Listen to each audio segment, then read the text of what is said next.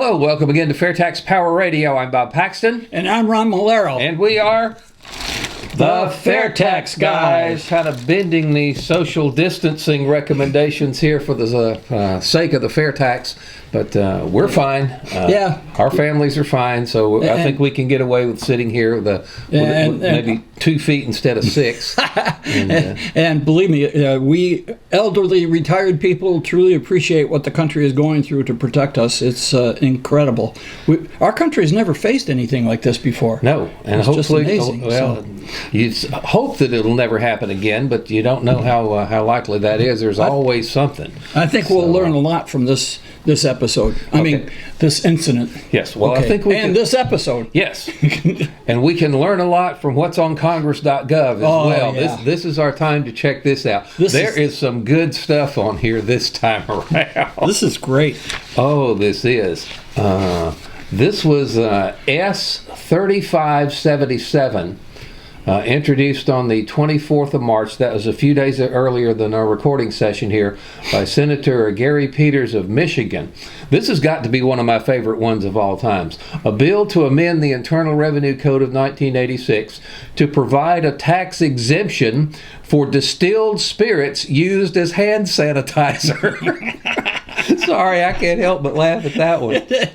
Well, just think of it. It'll serve double duty. Well, I don't drink that stuff anyway, and I've got plenty of other hand sanitizers. Yeah. That's interesting. They're trying to put that in the tax code, that if you turn your distilled spirits into hand sanitizer, you get a tax break. Now, talk about targeting some industries for a tax break that others don't get.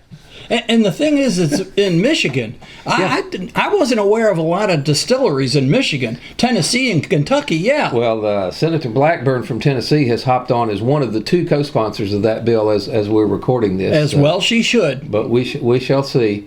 We're going to provide a tax exemption for distilled spirits used as hand sanitizers. I know that some of the distilleries were switching some of their production from their spirits to an actual hand sanitizer, so we'll see how that works.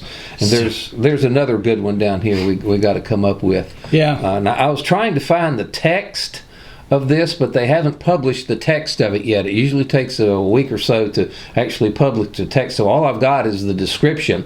H.R. 6337 from Representative Ted Budd of North Carolina, to amend the Internal Revenue Code of 1986 to create an epidemic tax credit and for other purposes. An epidemic tax credit. An epidemic tax credit. Now, I'm not quite sure how you give a tax credit to an epidemic. And since you can't get the text, there's no way to know what he really means by that. Yeah, we'll have to follow up on this one in a later FTPR episode, but that's got to be a winner, that you get an epidemic tax credit. See, folks, people in Washington believe they can use the tax code to cure all ills. Okay, that's not what the tax code is supposed to be for. Its primary purpose is to raise revenue, not advance all kinds of social agenda. Mm-hmm. And there's a way to fix that, right, Bob? Yes, there is. It's called H.R. 25. The FAIRtax. The FAIRtax will take care of all of that for you. There you go. Now, before we dig in any farther, you have a Grassroots Corner for this week. Do. That's something we like to do here on FAIRtax Power Radio, to highlight the folks that are actually out there in the trenches working on the FAIRtax. So if you see what others are doing, you may be inspired to do the same and educated on a good way to do it. So have at it. This is Jim Bennett, who's the AFFT Grassroots Director, from March 20. It's called Scaling the Walls. Now, I'm going to mention it now. Jim.Bennett@fairtax.org. If you have questions for him, you have information that you want to share with him, Jim.Bennett@fairtax.org. 2 N's and 2 T's. Okay, this one's called Scaling the Walls. All right, let's not minimize the height of the walls. Public figures such as Tucker Carlson have a huge national audience. They are bombarded daily with emails, tweets, phone calls, mail, and anything else that you can think of. Their handlers need filters to cancel out what they consider to be noise and to feed their bosses with that which, so the handlers think, is important. Handlers, as we know, tend to think inside the box, which means they see something about the FAIRtax and they're not likely. So, anyways, he's talking about how to get a hold of it, and you have to go to FAIRtax.org and sign up for FAIRtax Friday. It's an email that will come obviously in your email inbox. You won't get spam because you sign up at FAIRtax.org and give your contact information. But you really need to go get this one. It's part of the FAIRtax Friday for March 20th. Steve Hayes, Chairman's Report, is there, and then the Grassroots Corner, because he's got a link to a video with Tucker Carlson, and he's got some other things here that you can really, it would be better if you read this for yourself, but I want you to be aware of this, okay? In fairness to Tucker Carlson, he was not specifically talking about taxes on March 7th, but the threat of extortion from China to our economy, from China's being the exclusive supplier of medical devices and computer equipment that we do not manufacture ourselves. And we're going to talk more about this. This is not a good situation to be in. One thing I found in another online post was that we get 95% of our antibiotics from China, and they may not be the most reliable source. In fact, there was even talk that they were threatening to withhold, wasn't there? They could become an unreliable source really quickly. Yeah, we can't let that happen, and we're going to talk a lot more about this, but the best way is to make sure that manufacturing returns to the U.S., and all this stuff is done here in this country. And the best way to do that is the FAIRtax, all right? So how would we scale Tucker's walls and get him talking about the FAIRtax? And he goes on with a procedure, and actually we have to give credit to Paul Livingston. He's a board member here in Florida, because he emailed all of us and showed us how to get onto Tucker Carlson's, foxnews.com, and then Tucker Carlson. I'm not going to try to explain it. Please get this report, grassroots report from Jim, and go through that and send a message to Tucker Carlson that all the stuff that he talked about in that video, which is linked in the article, could be mitigated by the FAIRtax. It's important to reach out to these people. So, and that's our grassroots. Jim.Bennett@fairtax.org. Jim.Bennett@fairtax.org. Bennett has 2 N's and 2 T's.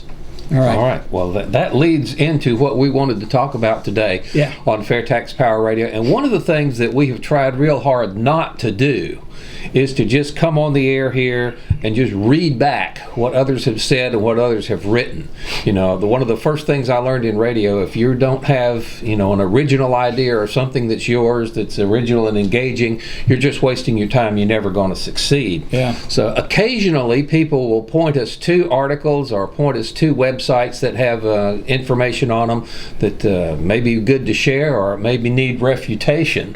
So we have, and we will continue to look at some things that people make us aware of relative to the FAIRtax, and do our own commentary on it. But this issue of manufacturing in the United States, now Tucker Carlson is one of the voices. He's not the only one, but he's one of the voices that is hitting on this the hardest. Yeah. And Steve sounding the alarm. Yes, Steve Hayes, our chairman, AFFT president, who is a personal friend of both of us here, writes the chairman's report every week. He has spent his last 3 chairman's reports, and this is unprecedented in all of the time I've been reading his chairman's reports every week. He has never devoted 3 in a row to basically the same subject. Yeah. That subject being manufacturing in the United States, and he looks at it from several different angles in each of these different chairman's reports. But the one that I think is really the hardest hitting and then hits the most important aspect of what we're talking about is the chairman's report of March 20th. And that's the one where he also is talking about how we are reliant on China for 95% of our antibiotics. It's one thing for China to build your cell phone or to make the shirt that you wear. It's quite another to be at the mercy of the communist Chinese government for the life-saving medicine that you need to live. Yeah. And it has that is a serious situation. And it has always been just the pure economics of it, whether it was medicine or clothes or cell phones or anything else. The economics have always been, well, I don't want to spend a dime more than I have to for anything, and if it's cheaper to overseas to make it, then that's what's going to happen. Yeah. And I think people are starting to see and starting to understand that there's a serious flaw in the slaw there in that kind of thinking. Yeah. That's a good way to put it. Yeah, that's. I think that came from Roscoe P. Coltrane a long time. Some people may remember who that is, but anyhow, we've got to figure out a way. It's no longer just a matter of convenience. It is a matter, literally, of life and death for some people, that we bring the manufacturing, at least of our pharmaceuticals. And when it comes to that, I personally would go so far as to say it's a matter of national security. Really is. Okay. Now, yet granted, antibiotics are not going to help a virus. Okay, they help bacterial infections, not viral infections. But the idea is the same. Why are we depending on an unreliable communist dictatorship for 95% of our antibiotics? That's not a good situation. They actually provide a good bit of the, if you can call it, raw materials that go into making different medicines. A lot of your different pharmaceuticals are combinations of different things, and you have to have each individual thing available to mix them all together, compound it, they call it. But if we're having to rely on China not only for the raw materials, but some of the finished products as well, and the reason that we're having to rely on China for that is because it is cheaper to do it over there, and we've just decided that's more important, that's just not going to work. And economics is always going to drive things, whether you like it or not. So if we want to bring manufacturing back to the United States, and a lot of people are starting to see that is a necessity, we have got to do it one way or the other. We addressed this last week. And the question will be, what's the best way to do it? And the best way to do it is not to get behind the bully pulpit and declare all these countries that are exporting jobs and going overseas are unpatriotic and they have a patriotic duty to stay here and pay all our taxes. No, if we want manufacturing, whether it's pharmaceuticals, clothes, cell phones, whatever else, if we want manufacturing to stay in the United States, we simply have to make the United States the most economically viable option for people who have choices. If a multinational corporation has a choice, I'm going to build in China, I'm going to build in Japan, I'm going to build in Algeria, I'm going to build in the United States. The United States has to be the most economically feasible option in order for that corporation to make that choice. So you have to ask yourself, why are these companies over in China and not here? Why do they may have their headquarters here. We're not talking necessarily about corporate inversion that we talked about a few weeks ago. This is, maybe a U.S. firm that has a branch open in China. Why are they opening in China? Because obviously it's economically more profitable to do it there. All right, than here. Well, that's a sad state of affairs when an American company finds it easier to conduct their manufacturing processes outside of our country, and we need to fix that. Yes. So it's Steve mentions that even though manufacturing is on the rebound to some degree. In the United States since the 2017 Tax Cuts and Jobs Act. It's on the rebound. He says it's still going to be a while, several years, before that it comes back to the level that it was before all of this exodus started taking place.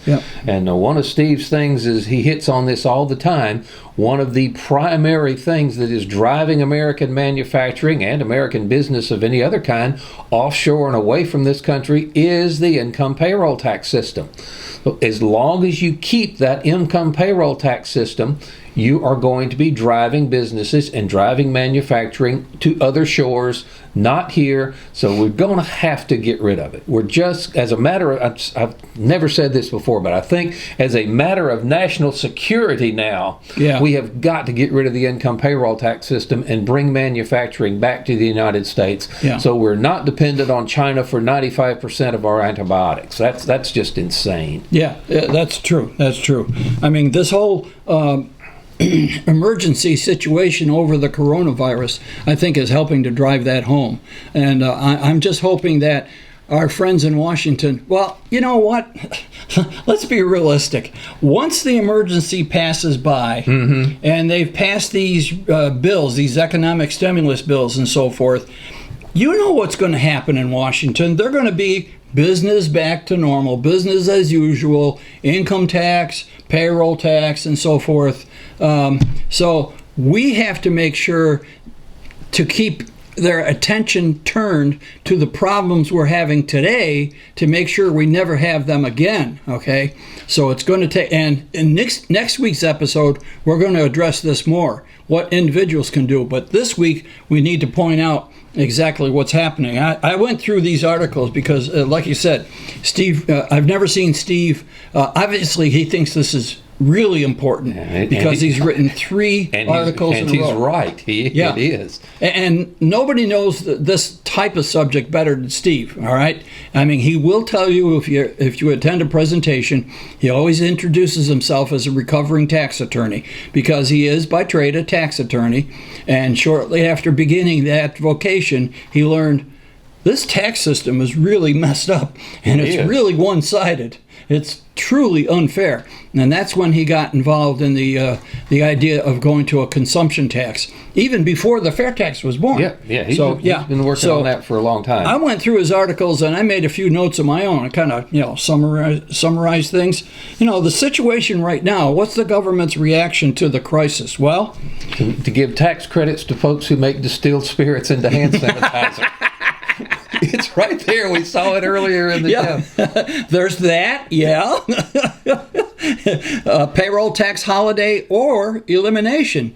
Now, if they eliminate the payroll tax, I mean, that sounds great because that's more in line with what the FAIRtax will do. FAIRtax has been advocating that for 2 decades. Yeah, but what's the problem with that? Well, it stops the funding for Social Security and Medicare, which kind of drives home with these 2 guys because we're both on Social Security.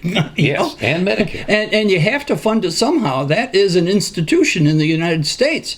So that is a possible reaction, but it involves other problems too.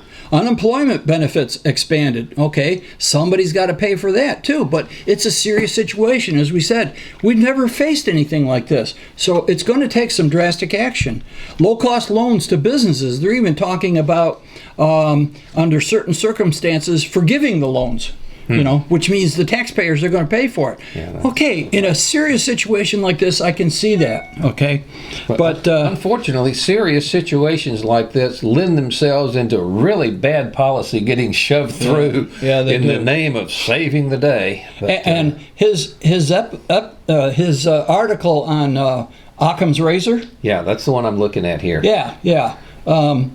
He talks about who was Occam. Do you have that part right in front of you? He was a 14th century Franciscan friar and philosopher. Yep. There it is. He asserted that when you have competing theories which try to provide the answer to a problem, you should not reject a solution just because it's simple. In fact, the simplest solution is often the best answer. Yeah, let's see now.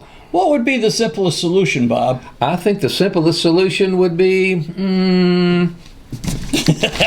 there you go. FAIRtax. Get rid of 70,000 pages worth of confusing tax code that nobody, and not even Steve Hayes, the tax attorney, can understand. Replace it with a simple consumption tax, because all of the taxes, when you put a corporate tax on a business, doesn't matter what big it, how big it is, what size it is, those corporate taxes and the compliance costs roll down to the end consumer anyway. So just tax it directly at that level, retail consumption, which is what the FAIRtax does. Businesses no longer have to deal with this nasty I get so mad when I think about this thing. Yes, calm down, Bob. They no longer have to deal with this Byzantine array of regulations and tax codes and this, that, and the other. It becomes the most business-friendly place on the country if we get place on the planet. Yeah. If we get rid of the income tax, replace it with a FAIRtax, all our manufacturing, including the antibiotics, come home to this country. And everybody's happy, except the countries who lose all of this other business and lose their jobs. Yeah, right now I'm not very sympathetic with China for what's going on. But, Steve, if you think about what happens with the fair tax, all right, how would you address a situation like this? Instead of going through all this now, I mean, everybody is seeing what is happening in Congress. You've got the Senate, and they're wrangling back and forth on both sides of the aisle, and the president steps in and gives his comments and so forth. And then you got the House, which is leadership is a different party. All this is going on with the fair tax. Very simply, when we get into dire straits like this, terrible economic times, you very simply increase the prebate temporarily. That can be done very quickly, and decrease the fair tax rate, again, temporarily. Yes, this will increase the deficit, but all the stuff they're talking about a $2 trillion bill. Where are we going to get that? Yeah, we asked it. How does a payroll tax cut help someone who has lost their job and is no longer paying the payroll tax? Yeah. So if you want to help everybody, regardless, exactly what you do: increase the prebate, decrease the rate, or both. Yeah. And then when the need for economic stimulus is passed, you just simply put it back to where it was before you started. And if necessary, because the debt got real high, you can increase the fair tax rate a little bit until the debt is paid down. Mm-hmm. I mean, that seems to be a foreign concept in Congress, but still, it's quite possible. If we did that, okay, we still got some time left. I made a list of some of the positive benefits of attacking this problem with the fair tax, all right? Companies, we've already talked about this. Companies will flock to the U.S. Absolutely. We'll be the tax haven of the world. Mm-hmm. It'll also level the playing field in international competition. We've talked about this before. Our companies are at a significant disadvantage when they're shipping overseas. Mm-hmm. All right. And the converse is true. The foreign manufacturers are at an advantage when they send stuff to us. That's right. Yeah. Our companies are really facing an uphill battle. Well, that will be mitigated because the compliance costs will be greatly reduced, if not eliminated, thereby lowering the cost of our products as they go overseas. When their products come to our shores, the final consumer has to pay the fair tax on them, and that's going to level the playing field. It's very simple. More manufacturing move back to more manufacturing. Okay, let me try this again. Written awfully close to the paper. Take it easy here. Yeah. If more manufacturing moves back to the U.S., we will be less dependent on unreliable countries, which we mentioned. Plus, if more manufacturing comes back to the U.S., it creates jobs. When you create more jobs, you create competition for workers. And when you do that, you raise salaries. So these people will be making more and thereby spending more. Yeah, that's another thing. So there are a lot of aspects here to how the fair tax would help manufacturing, bringing it back here. And again, we're not going to go through all of it here, but we will point you to FAIRtax.org, which is where the repository of the chairman's reports are. And if you're not getting them already on your Fair Tax Friday, go to FAIRtax.org and go into the chairman's reports. Read the last three, the 27th, the 20th, and the 13th. All three of them dealing with this manufacturing thing, and really educate yourself on what the fair tax will do to bring more manufacturing jobs in. And I mean, there is no downside to bringing more manufacturing back to the United States. Yeah, there is no downside to it. Higher incomes for everybody, less dependence on hostile sources of things that we really need, and it's just simpler. Social Security and Medicare will be on a firmer financial footing. Absolutely. All right? We can do all that stuff. So instead of going through all the wrangling that Congress and the House and the Senate and the President and going back and forth and so forth that they're doing now, the solution with the fair tax would be so much simpler. All right? In fact, it wouldn't require much work on the part of Congress at all, which may be a threat to them. Yeah, I'm saying that one of the really nice byproducts is you take the lobbyists out of the tax code equation. That you do that. And again, for people who are hearing about the fair tax for the first time, fair tax, you got to think outside the box. You get rid of the income tax. The IRS goes away. Personal income taxes go away, withholding from your paycheck goes away, the payroll taxes go away, corporate income taxes go away, which is just a cost of business that's passed on to consumers anyway, it becomes just so much easier for everybody, and the government continues to get the same amount of money that it gets from the income tax. That's right. Now, why in the world we're not doing this yet is because there are too many Congress critters and lobbyists that are milking the current system for as much money as they can get. Yep. But but we the people have simply got to demand the fair tax, and I think people are starting to see that bringing manufacturing back to the United States is going to be more than just a nicety. It's going to be a necessity for survival. Oh, I think so. Yeah. Eventually, it will. Yep. Because all China has to do is cut off the supply of the medicines that we need to stay alive here, and then, all right, we're going to turn you all sick. And they have always wanted to be the dominant military force, the dominant economic force in the world, and cutting off stuff we need is a good way. Real tactic. If I was over there, I'd use it. So. Yeah, and that will certainly get the people in Washington's attention. But let's not wait for that. We already have one crisis on our hand.